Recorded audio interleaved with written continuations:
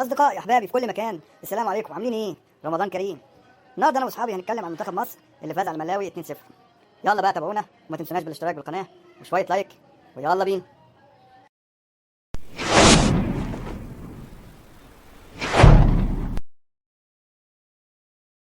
مره تانية يا حبايبي، رمضان كريم، ايه اخباركم؟ عاملين ايه؟ ازيكم يا رجاله؟ عاملين ايه يا اصحابي؟ تمام.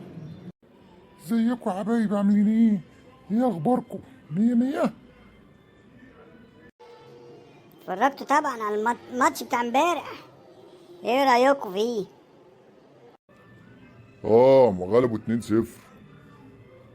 يعني هو ربع ساعة الأولانية هم اللي لعبوا فيها وبقية الماتش يعني. سيدي مش مهم، ما تدقش، المهم غلبوا 2-0 وخلاص. ومحمد صلاح برضو كمان اول مره يجيب جول في استاد الدفاع الجوي. ومروان عطية أول مرة يشارك رسمي.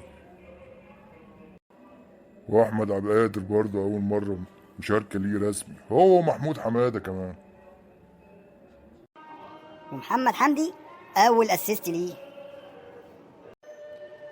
وكهربا من ساعة ماتش جزر القمر بتاع تاريخ 18/11/2019 كان من ساعتها ما كانش بيشارك كهربا الا الماتش ده بتاع ملاوي.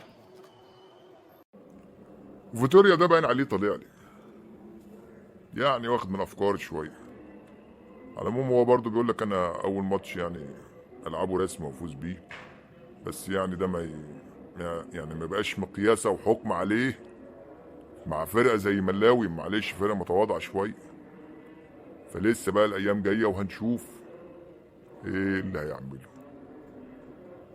ما تنسوناش بالاشتراك بالقناة حبايب، ده بعد إذن فرفوش طبعا.